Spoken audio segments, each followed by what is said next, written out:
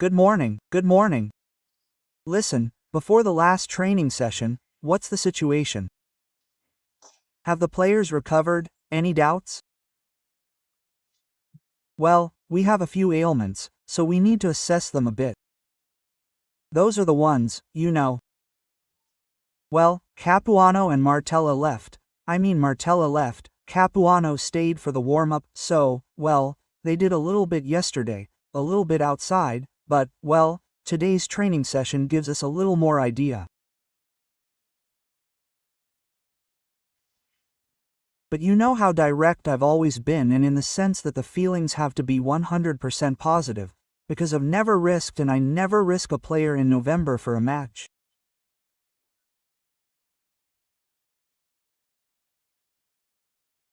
So when I objectively say that I sleep soundly, it's because I believe that we can skip a match, the others are ready, they've trained well, so whoever should play doesn't cause me any problems in that respect. Just one clarification. Should Martella or Capuano be missing again? Having a right-footed player on the left in a three-man defense creates problems today, or, as many claim, it doesn't. But you know, since we don't have Biondini, we don't have any other alternatives, so we definitely have to try to use the right-footed player that can create fewer imbalances. Yes, it's a problem, but it's not a big problem, so I think we can play on the right and the left. Our defenders? Yes, you can have some more difficulties, but if you prepare yourself with your body beforehand, you can overcome them. I think it's normal that Martella is a particular player, certainly with his feet, but there are alternatives and that can't be a problem.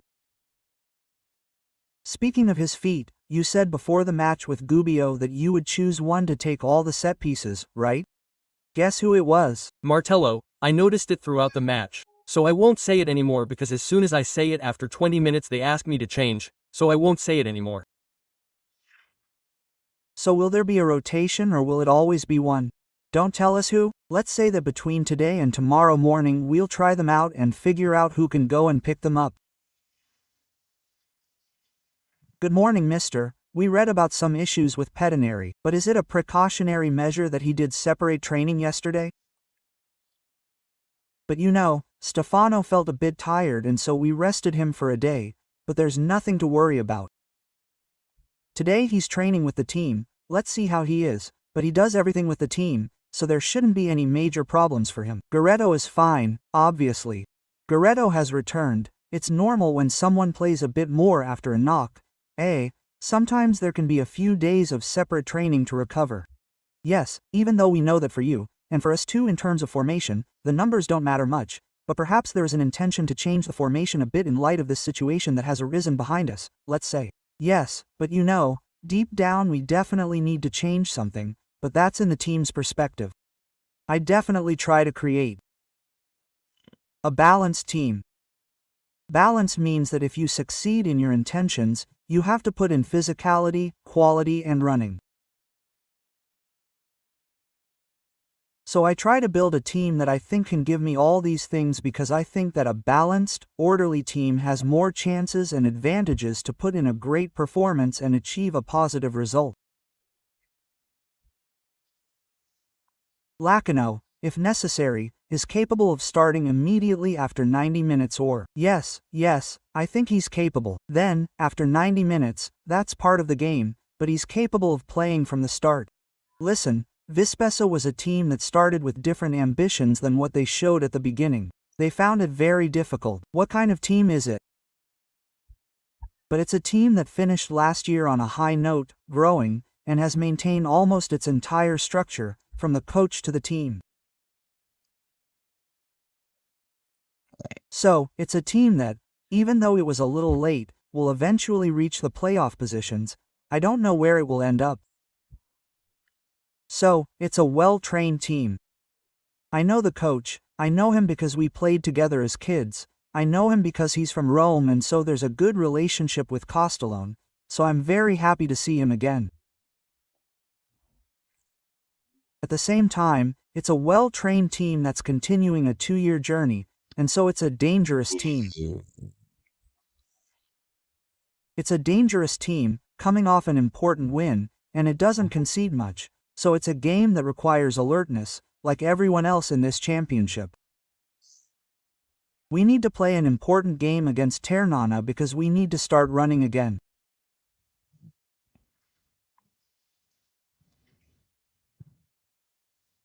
Good morning, mister. I'm going back to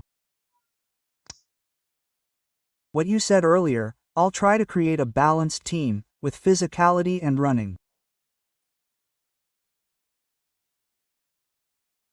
Yesterday I wrote an article about Corretto's position, the false attacking midfielder, and then I saw that Massimo Loretti, from Umbria, also spoke about it today. However, I have some questions about this role. So, we've seen ups and downs with this player. You rightly said that.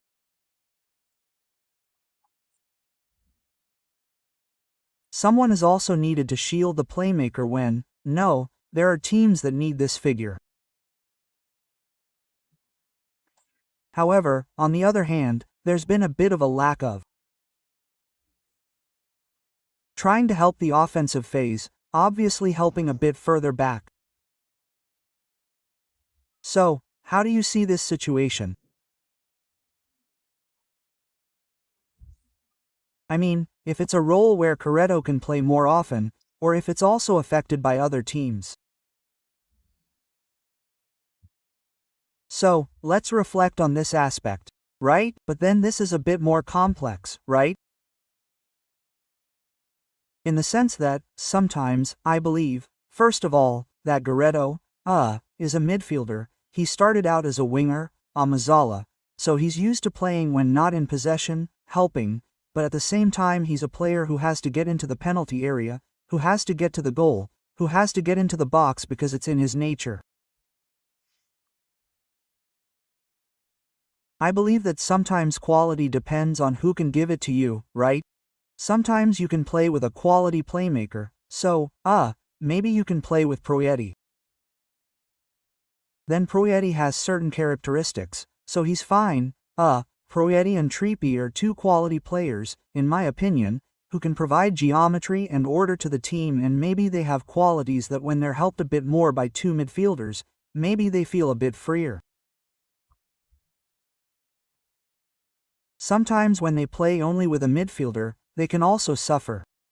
So when I talk to you about build-up play, maybe one thinks one way, that's my thought. So you can have quality 10 meters up front or 10 meters behind. It's obvious that those who, let's say, are responsible for providing quality must then provide it by being decisive in the team's play. Oriana did it well. He can do it from the start, he can do it during the game. We have 4 strong forwards, we have wingers who have quality, so I think it's always a thought of the team's play, while it goes without saying that Corretto is a player who we all expect to make a leap in quality because it's in his nature.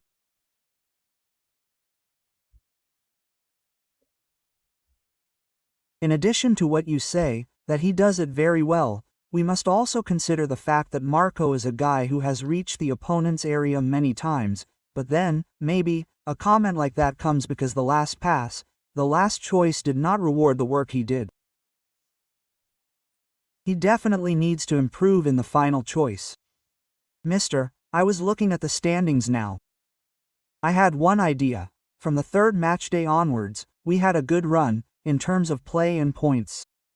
Let's say, we were a bit lacking in victory over the teams above us, even though then against Arezzo, the team that played the game, and in Ravenna we lost on a deflection, on a shot, even though we suffered a bit there, and in Forli it didn't go badly either, even though it seemed like we had lost points. Then, in reality, you see where Forli is. We were a bit lacking in this, let's say, in victory over the teams above us. But yes, I believe that the team, I repeat, I don't like to do this because then the accounts might be done a bit later. We have to take points everywhere, but I believe that today, if, being a balanced person, if I have to tell you that in terms of the way we played, for what we created, we are in credit, in debt, I say in credit. I think that Sassari deserved something more, and so these moments can happen during the championship. I tell the guys, let's analyze, let's see, but the game behind can't be recovered, but we need to do something more than what's coming up. This must be our prospect, so what we've gained there we can gain in the next few Sundays, after which we have a range of thoughts of where we want to get to the first half of the season, and after that we'll do this. However, I agree with you that since the third matchday the team has had, I don't want to say an excellent championship, but a good championship. Good morning, mister. So, you always talked about balance, rightly so? A team must have balance and so on, but it also has important forwards and more than those that are used. So, I ask, is it possible and conceivable to use the three forwards, the ones that are the most popular, would using all three compromise the team's balance, or is it possible to do so instead? We can work on it, it depends on them, we can work on it, or not. It always depends on what they are willing to do to create balance, but if they sacrifice themselves like the others, it is an idea that can be implemented without any problems. And today, what is your idea? Today is still to be evaluated, in the sense that Pedinari has been the starting line for a reason, because he is coming back well, but I don't know if he is still able to do such a strong job for 90 minutes. Leonardi himself is doing very well, he has got himself in shape, he is reaching optimal condition.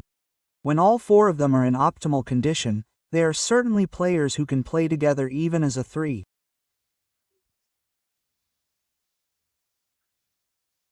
Good morning, mister. Good morning, mister. Good morning. Here are two statistics that I will submit to you. The first is that 73% of Ternana's goals have been scored by four forwards, so perhaps the contribution of some midfielders in terms of goal scoring and also defenders is lacking. Here, defenders because it's all on their shoulders. And the second statistic is that the team has received 14 yellow cards in 12 games, which is not enough, right? I'm referring to what you were saying. That is, sometimes it's better to make a tactical foul, get a yellow card, be a little meaner, so you can summarize more meanness and more goals. I think more malice, because malice can then be used in another way. I mean that malice that sometimes at certain moments of the game you can even waste a foul because the team needs it at that moment.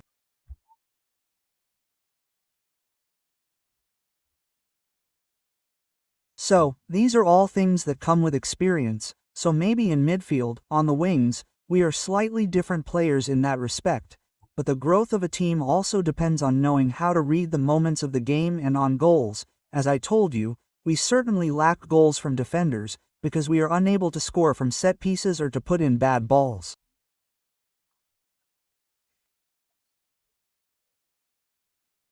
I struggle to remember a sensational one, right?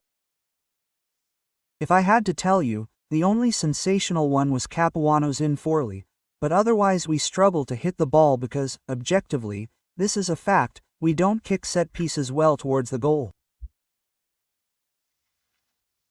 The third goal, to excuse me, if we were talking about malice, right? Gubbio's third goal. There you can't go all the way down the wing with your body to your body. Why don't you have the perception? Why don't you have the perception? Because you are always convinced that you will get it back cleanly because, well, that's not good. We talked about it and the guys know it, they are the first to know, but this is also part of the growth of a team. During the week we were expecting the penalty points that have not arrived yet. Everything has been postponed to December 12th. This can allow the team to work more calmly for at least a month, working and playing with the maximum number of actual points collected. But we know that we have to do our best in every game, so in that respect it doesn't change much. Well, then we'll wait for them to arrive, when they are off-field situations where we shouldn't have to deal with the when and how too much. We know that there will be a ruling on this, so they've postponed it. We'll move forward knowing that we'll get as many points as possible regardless, even if they had given it to us this week. If there are no other questions, let's close. You're welcome. The last one.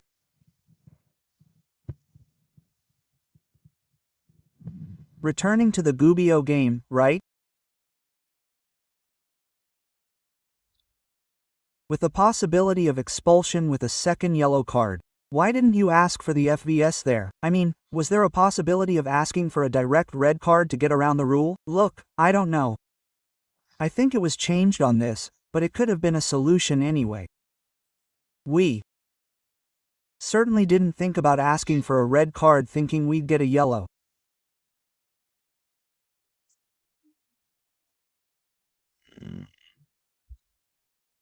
card.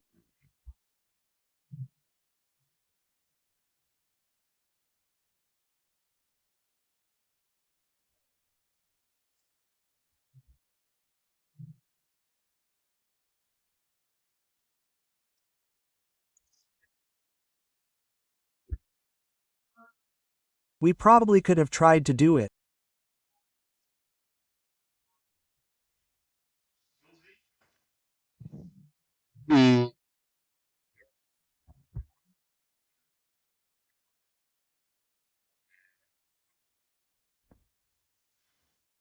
No, no.